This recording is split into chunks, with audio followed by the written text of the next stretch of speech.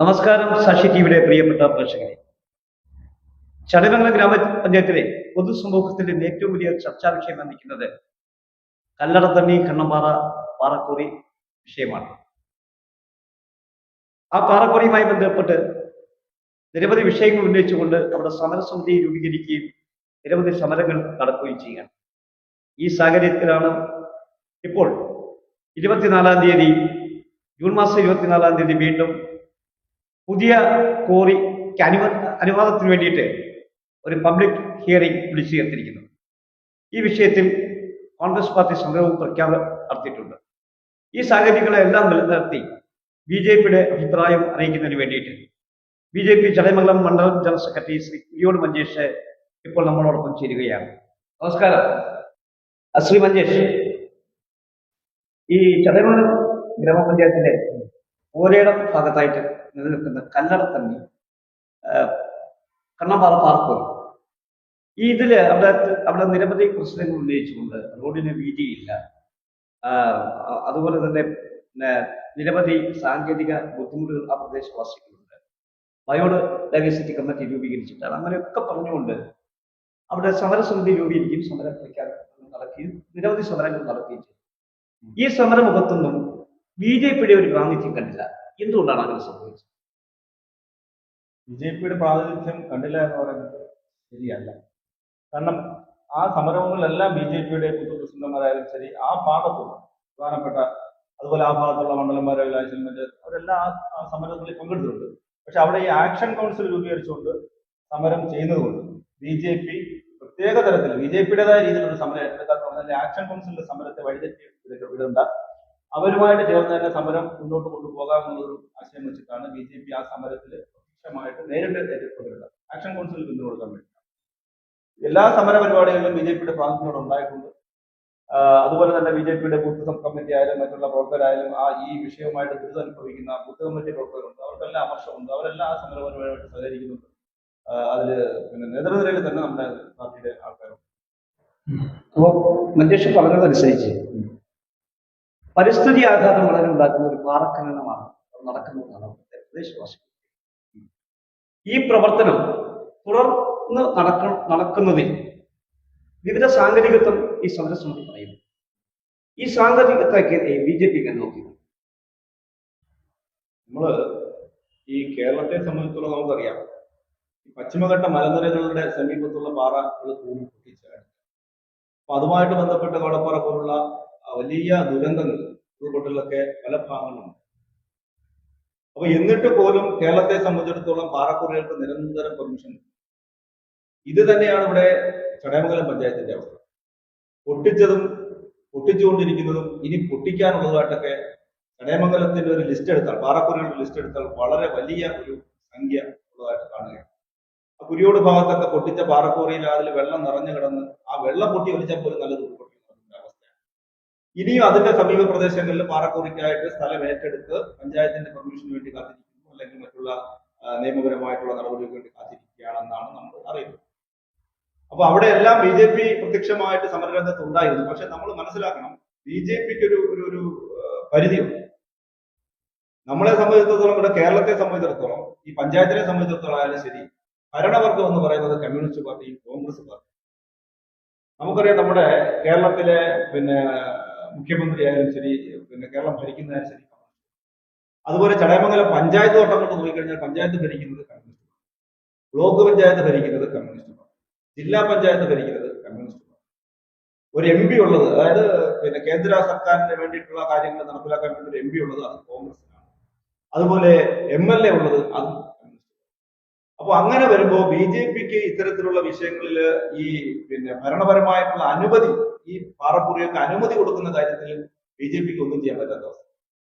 അനുമതി കൊടുക്കുന്ന കാര്യത്തിൽ എന്തെങ്കിലും ചെയ്യാൻ പറ്റുന്നത് ഭരണവർഗത്തിനാണ്, അത് കോൺഗ്രസിന്. അപ്പൊ അവര് ഇത്തരത്തിലുള്ള കാര്യങ്ങൾക്കെല്ലാം അനുമതി കൊടുത്തതിന് ശേഷം ജനങ്ങളുടെ കണ്ണിൽ പൊടിയിടാനായിട്ട് കള്ളനും പോലീസും കളിക്കുന്നു എന്ന് പറഞ്ഞതാണ്. കള്ളനും അവർ തന്നെയാണ്, പോലീസും അവർ തന്നെയാണ്. ഇതാണ് ഇവിടുത്തെ കമ്മ്യൂണിസ്റ്റ് പാർട്ടിയും കോൺഗ്രസ് പാർട്ടിയും കാണിക്കുന്നത്. ഇപ്പോ ഈ ഇലക്ഷനുമായിട്ട് ബന്ധപ്പെട്ട് അവർക്ക് കുറച്ച് വോട്ട് ഈ പാവങ്ങളുടെ വേണം. കാരണം ഈ പാറക്കുറിയുമായിട്ട് ബന്ധപ്പെട്ട് ദുരിതം അനുഭവിക്കുന്ന ആ ജനവിഭാഗങ്ങളുടെ വോട്ട് തട്ടിയെടുക്കുവാൻ വേണ്ടിയിട്ട് ഈ ഇലക്ഷനുമായിട്ട് ബന്ധപ്പെട്ട ഒരു ചെറിയ സമരപരിപാടിയുമായിട്ട് ഇറങ്ങി കുറച്ച് പിന്നെ മാധ്യമങ്ങളുടെ മുമ്പിലൊക്കെ ഒരു പ്രഹസനമൊക്കെ കാണിച്ച് വോട്ട് തട്ടിയെടുത്തിട്ട് അവരെ പരിപാടിക്ക് പോകും. ഇപ്പൊ തന്നെ ഈ ഹിയറിംഗ് ഇപ്പൊ നാളെ നടക്കുന്നു പറയുന്നു അല്ലെ. ഈ ഹിയറിംഗ് ഒക്കെ തന്നെ എന്നെ സംബന്ധിച്ചോളം, ഞാൻ കണ്ടിട്ട് നമ്മളെ സംബന്ധിച്ചിടത്തോളം ഈ ഹിയറിംഗ് ഒക്കെ പ്രഹസനമാണ്. കാരണം ഇത് കുറച്ച് ഉദ്യോഗസ്ഥന്മാർ വരും, ഇവിടുത്തെ പാവപ്പെട്ട ജനങ്ങളുമായിട്ട് കുറച്ച് കാര്യങ്ങളൊക്കെ സംസാരിക്കും, അവരിതൊക്കെ എഴുതിയെടുക്കുന്നു. പക്ഷെ ഇവര് പോയിട്ട് ഇത് നിർദ്ദേശങ്ങളൊക്കെ മുന്നിൽ വയ്ക്കുന്ന ഭരണവർഗ മുഖ്യമന്ത്രി അടക്കമുള്ള ഇവിടുത്തെ MLA അടക്കമുള്ള MP അടക്കമുള്ള ഭരണവർഗത്തിന്റെ കയ്യിൽ തന്നെയാണ് യഥാർത്ഥത്തിന്റെ ചരട്. ഈ ചരട് അവരുടെ കയ്യിൽ ഇരിക്കുമ്പോൾ ഇത് സാക്ഷ്യം കൊടുക്കുന്നത് അവർ തന്നെയാണ്. അല്ലാതെ ഈ ജനങ്ങളെ പറ്റിക്കാൻ വേണ്ടിയിട്ട് മറ്റവരാണ്, അവിടെയാണ്, ഇന്ന വകുപ്പാണ്, ജിയോളജി ആ വകുപ്പ് ഈ വകുപ്പ് എന്ന് പറയുന്നതൊക്കെ പച്ചക്കള്ളമാണ്.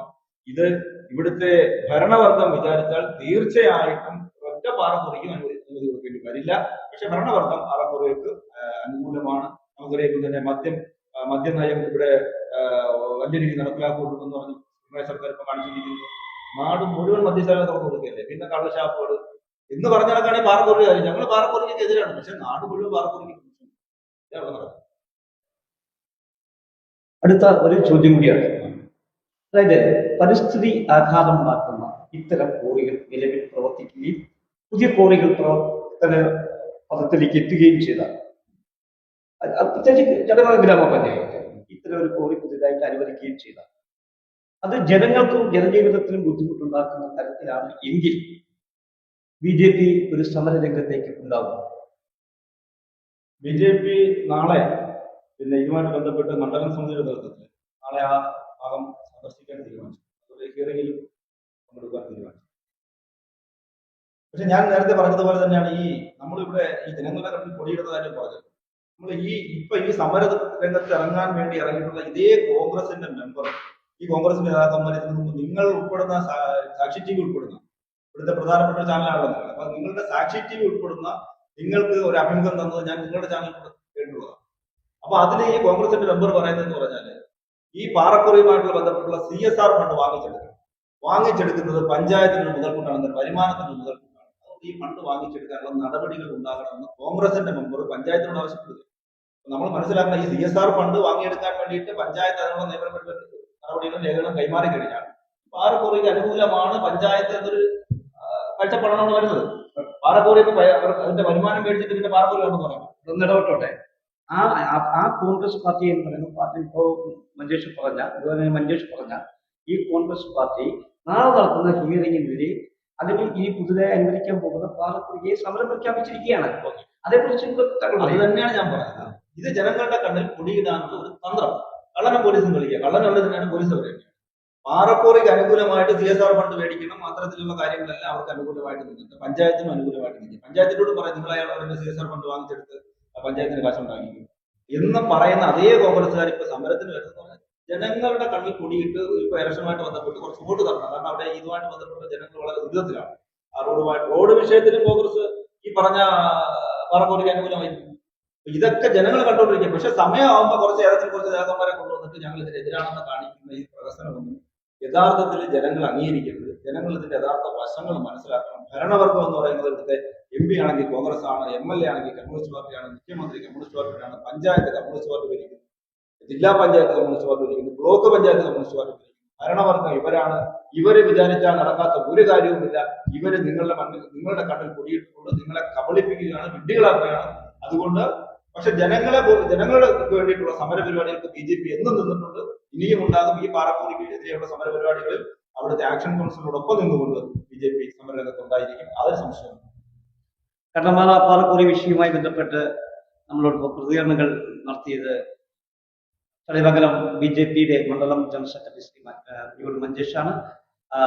അദ്ദേഹത്തിന്റെ വിലപ്പെട്ട സമയം നമ്മൾ സാക്ഷി TV നന്ദി രേഖപ്പെടുന്നു.